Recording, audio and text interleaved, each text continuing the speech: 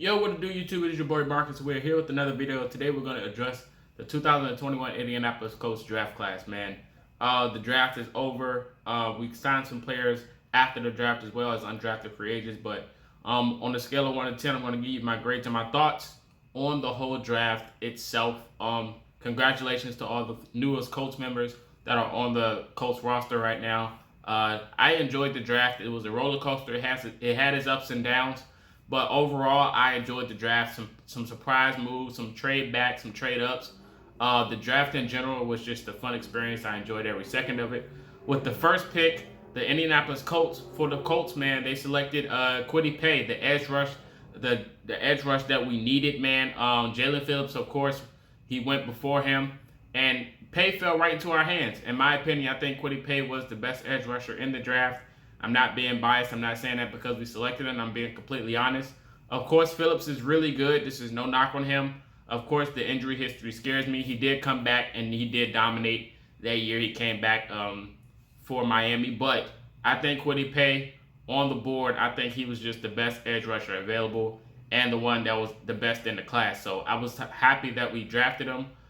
So, yeah, that was the pick we needed, man. The closer it got, after the Raiders and then the Washington football team and then the Giants, they all picked, and Kwity Paye was still there. I was like, all right, we got our guy. So that was what we needed to address, and we got him. The second pick for the Colts, not going to lie, definitely took me for a spin. I didn't see this coming.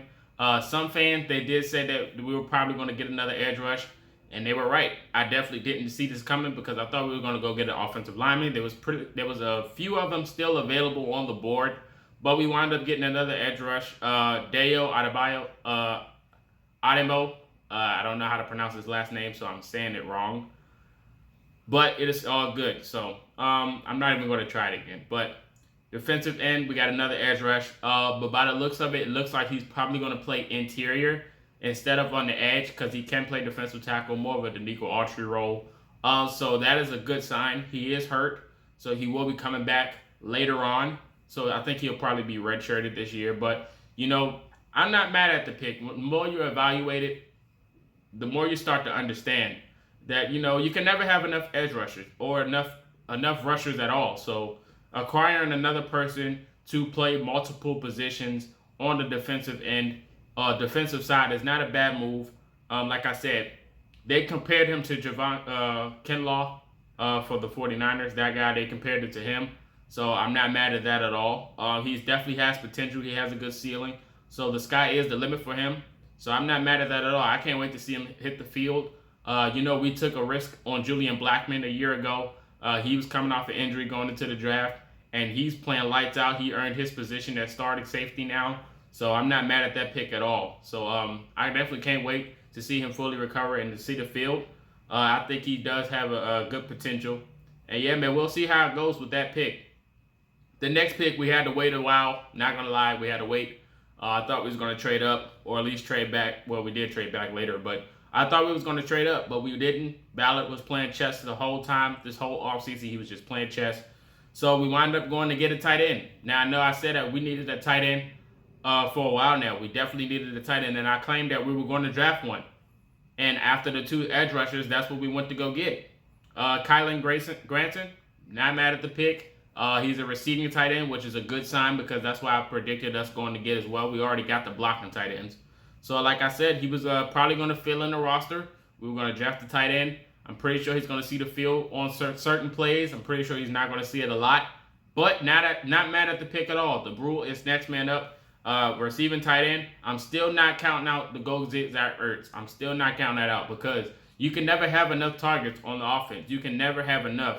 And if he's available and we go get him, I wouldn't be mad at the pick at all. So the Zach Ertz mission, I can still want him, man. I still want Zach Ertz if it's possible. Like I said, you can never have enough targets. Plus the relationship with Carson and Coach Frank Reich, I just think it'll all mesh pretty well, and it'll be easy to get adjusted to.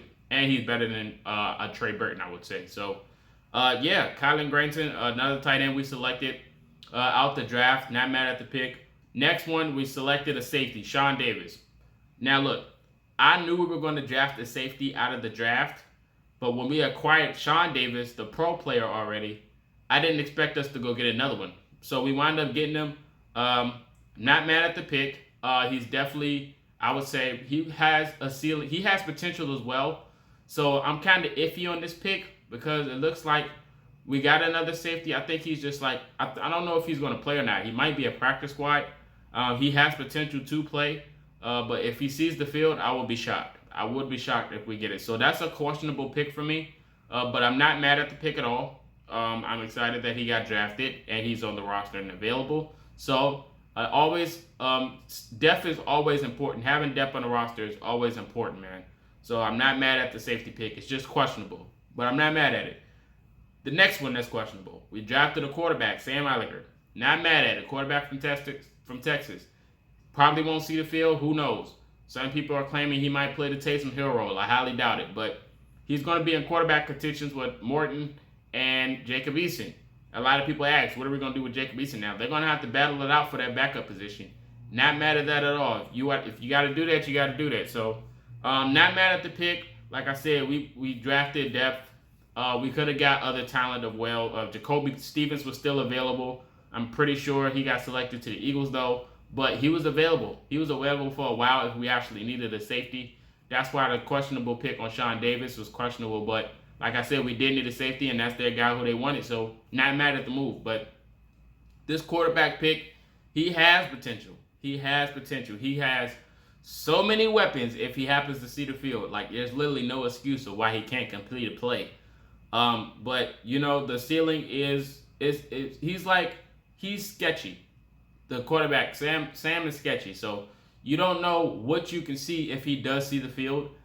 That's why we need a preseason, because I think the preseason will tell a lot of the more you can see more of the potential out of players. So if we do get a preseason, I would love to see Eason and Sam battle it out to see who can get that backup role. But like I said, I'm not mad at the pick at all. We pretty much filled all the positions we needed to fill in the draft. The next pick we got was a wide receiver, 6'5", dude runs a 4.3, very fast, got hands, run the route. He's a former track star. That was a steal. I think Mike Stratton, don't know how to pronounce the last name. I am so sorry, but Mike he's a special gem, 6'5" and can run, decent on route running, can catch the football. Not mad at that pick at all. I'm really not. That was a steal out of the draft. So I think the latest picks were the steals. And Ballard in the late draft picks has seen some success. So I'm not mad at that pick at all. And then the last pick was Will Fries. But offensive lineman that can play multiple positions on the offensive line. Another steal, man. So the last two picks were definitely steals. So overall, if I had to grade it, I'd give it a B. Not mad at the draft at all. Two questionable picks was Sean Davis and Sam Eiliger. The two edge rushers, I'm fine with at all. I got over it after a while, but I'm not mad with those picks. It's just two questionable picks that were back-to-back the 5th and 6th round. But other than everyone else, we pretty much addressed what we needed coming out of the draft, man. And there's still free agents available if we need to acquire any. There's still talent out there. I highly doubt we'll get somebody, but the draft was overall a success, in my opinion. We attacked everything that we needed to attack. The positions that needed to be filled, we did a job on that. The main goal was go getting the edge rush out the draft. We got Kwity Paye to start, and that was the highest thing for me. I just wanted the edge rush, and that's all we wanted. And then everything else was fillings. I think our roster is pretty loaded with talent, and we can pretty much win the division with this roster. This roster that's going into next season is going to be a show. And they're going to have to bring it, because next year is going to probably be one of the toughest years as a Colts fan that I've seen, schedule-wise. It's loaded with talent, man. The Cardinals had a great draft. We got to play them. We got to play the Ravens. They had a good draft. The Bills. We got to play the Buccaneers. They had another decent draft. The Texans, well, we don't really count them as a threat, but the Jaguars, they had a decent draft. They got offensive weapons and an offensive line. The schedule next year is tough. The Titans, of course, with Derrick Henry. But it's going to be up and down. So this talent, this loaded roster is going to have to bring it. And I'm confident. I'm really confident in this lineup, man. I trust them. I trust the draft. I trust Ballard. I trust the process. Not saying that it's going to be perfect next year, but I think we can do it for sure. But let me get your thoughts on the whole draft process. How do you think it went? Who we should have drafted? What do you think about the prospects? And who do you think should start? Let me know your whole thoughts on the draft process and how you felt and how do you feel going into next season. And until next time, this is Marcus, and you've been Culture Shock.